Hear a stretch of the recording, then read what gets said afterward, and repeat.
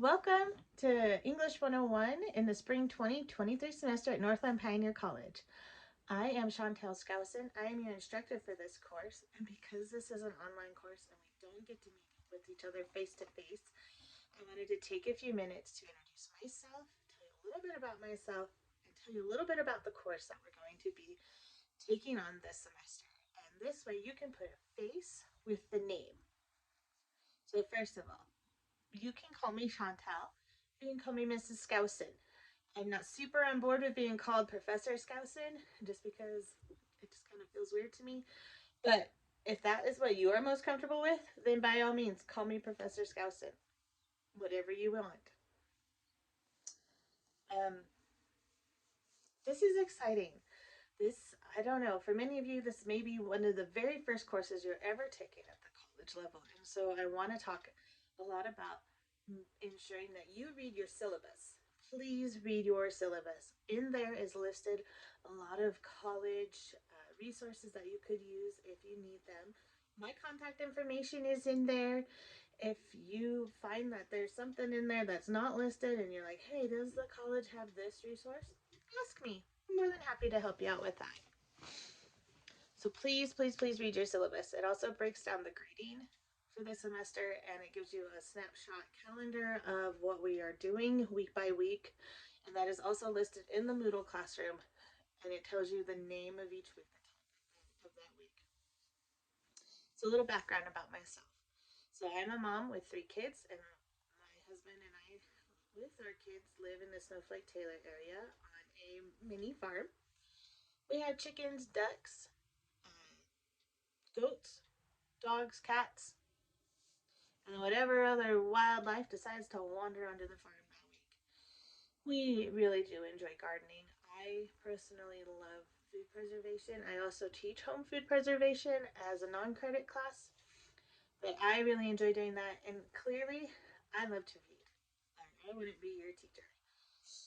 So my education background, because I feel like everybody has their own journey for education of where they've come from, where they're at, and where they want to be going. I grew up in a very controlling household. Um, I was homeschooled a lot as a kid, which just meant I didn't go to school. And luckily, I had a good solid foundation of knowing how to read and loving reading already that allowed me to progress my education even though I was stuck at home. And I still suck at math, just so you know. Like, stick with it as much as you can. Get as much education as you can. And then I was the first one, besides after my grandparents, to graduate from high school in my family. So my grandparents both graduated from high school. I skipped my mom, my aunt, my uncle, and then also my stepdad's. I was the first one to graduate from high school and then to go on to college. I earned my Associate of Arts from Northland Pioneer College. I eventually went on to Grand Canyon University to earn my Bachelor's of Arts in English Literature. And then I took a couple years off, and then I went back to school at Southern New Hampshire University to earn my Master's of Arts in English. I just earned my Master's 2.5 years ago. So if you're sitting here thinking, I am too old to be going to school, I feel so lost. So you're not too old. You are never, ever, ever too old to go to school, okay?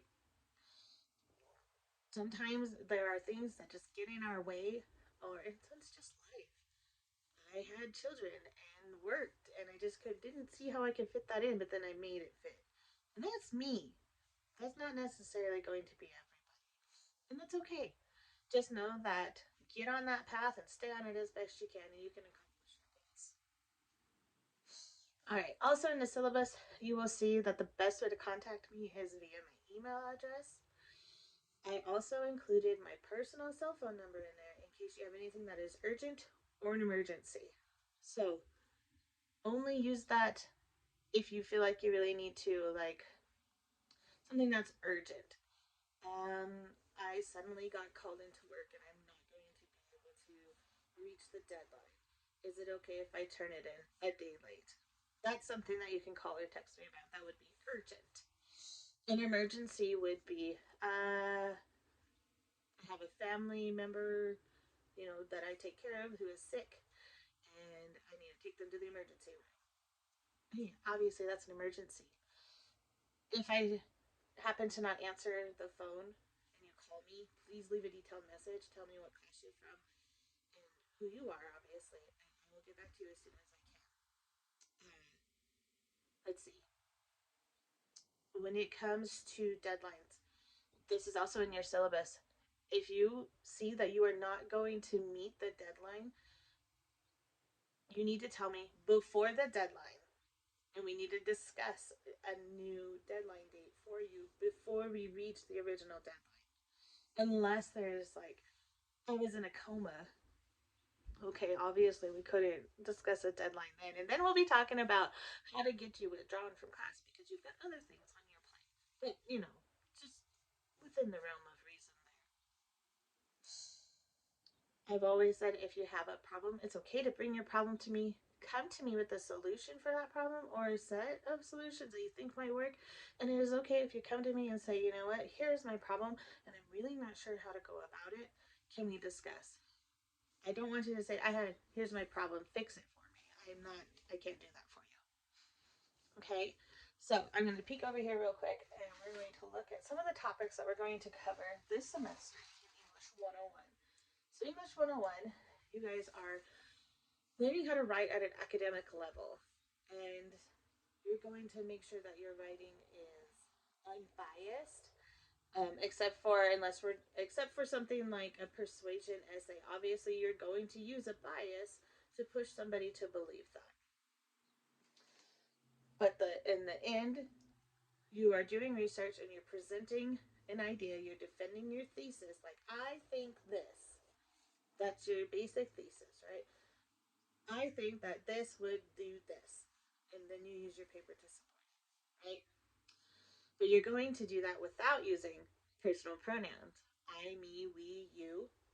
We're going to leave those out unless it specifically says that you are allowed to use personal pronouns in that assignment. Your very first assignment is a personal literacy narrative.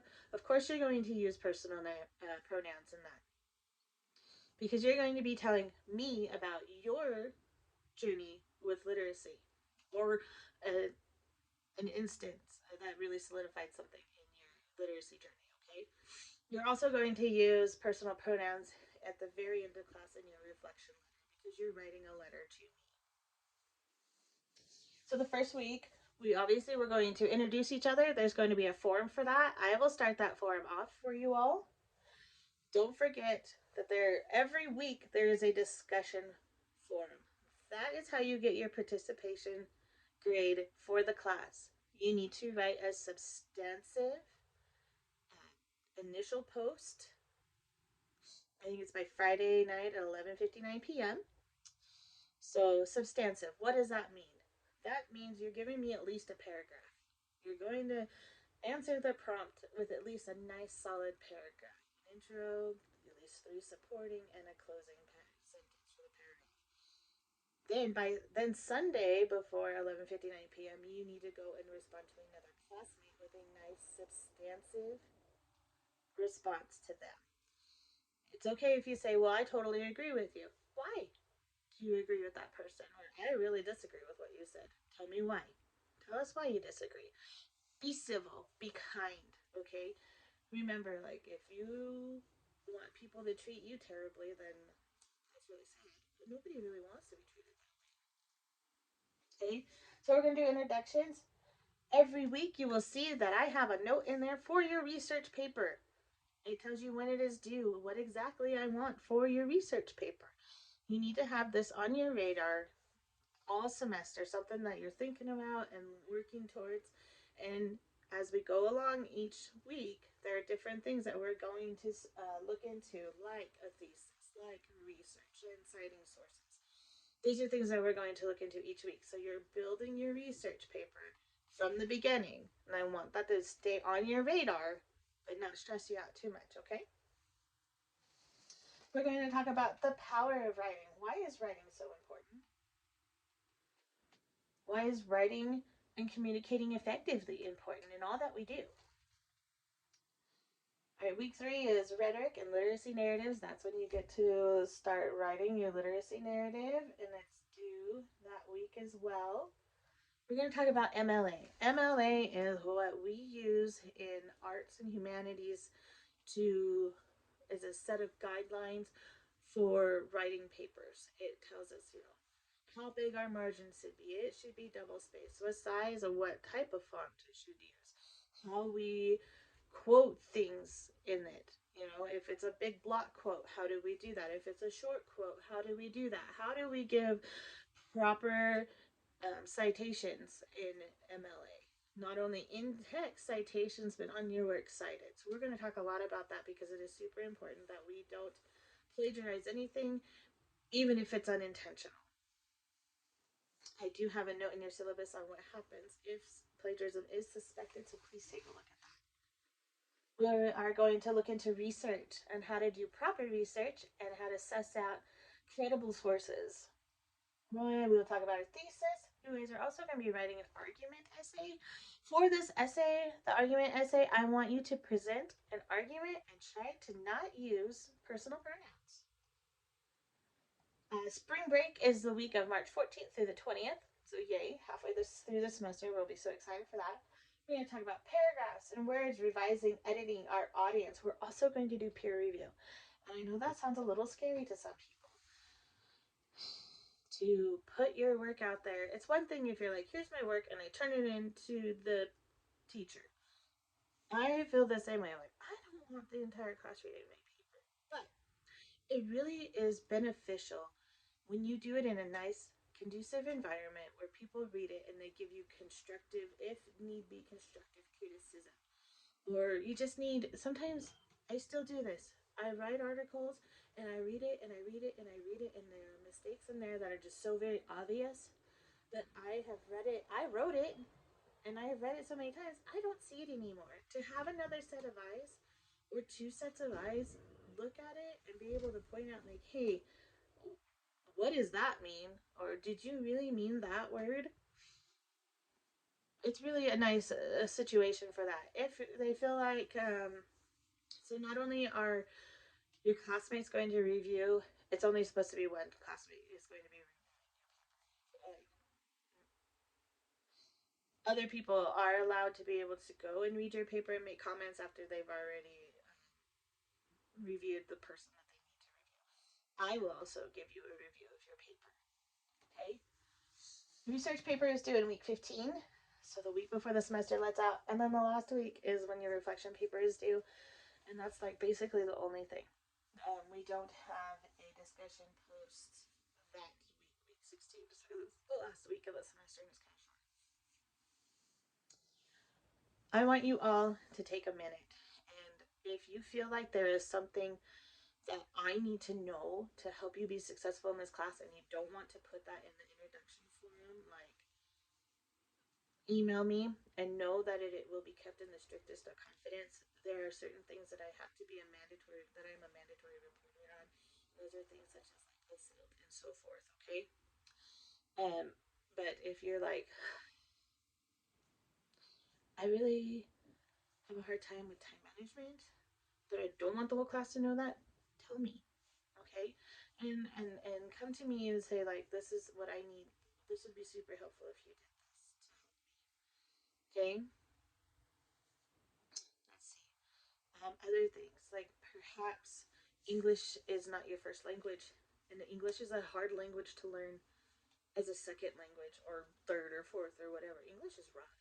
It is a rough language to learn how to speak and write. Like, we native English speakers still struggle with it daily. Okay? If you have some particularly rough things going on in your life and you don't want the whole class to know about it, and you don't really need to get into specifics, and just say, hey, I have a hard family life. I feel like they're not really supportive. I'm a first time college student, or I'm a first generation college student. My family just doesn't understand, the rigors behind taking college classes. You can let me know these things in a personal email to me, okay? Um, feel free to email me at any time. Even if you're just like, I feel like life is just getting on top of me. If you feel comfortable talking to me about that, that's fine. Just know that I am here to be able to help you all, because as an instructor, it is my job not only to get you through this course and to be prepared to move on to English 102. I am preparing you to start writing at the college level, because you will be writing in all of your classes that you take. You will be learning how to communicate effectively with other people in every class that you take. It doesn't matter if you're taking English 101 or 102, because you are earning an Associates of Science in welding. You're still going to need to know how to write and communicate effectively with everybody around you. Okay? So I that is my main goal in this course. My other goal is to make sure that you feel comfortable moving on beyond NPC, beyond this class, and going on and taking on, even if this NPC is your end goal, that's great. If you plan on transferring, awesome. So I want you to just feel like you know how to find resources, and know that you do have resources available for everything. And if you feel comfortable coming to talk to me, just like life is just so crazy and so hectic and you just need to chat, let's talk, okay? Because I want you to be successful, and I want you to know that like everybody has problems. The Some of my favorite instructors were the ones that were like, "Hey, is everything okay?" Because sometimes everything's not okay, and sometimes life comes at us really hard and all at once, and it's super hard. But I have the utmost faith in all of you that you're going to do great in this class. Um, I did note in your syllabus that I would prefer that your essays and assignments be turned in Word. Google Docs is also okay. I just need to be able to go in and edit things so that I can give it back to you, so you know, like, oh, okay, well, I can see where she's saying that. It is really hard for me to do that if it's a PDF, because I can't edit a PDF. Okay, so please refrain from using PDF to send me your assignments. So Word Docs or Google Docs, best way to do that. Also, another note, with anything that you write in this class, discussion forums, responses to your classmates, anything, write it out in some kind of word processing program to make sure that things are spelled right, that your punctuation is correct. I am watching for those things. Okay. Also, please make sure you double check every week to see if I haven't posted a video, because I usually try to get a video in to kind of recap the previous week and go over the next week. And then I may be adding lectures in here and there, just depending on what the class needs as a whole. Like, we don't know until we get into it. So, this is already getting kind of long, but welcome. Please reach out if you need anything at all, and good luck.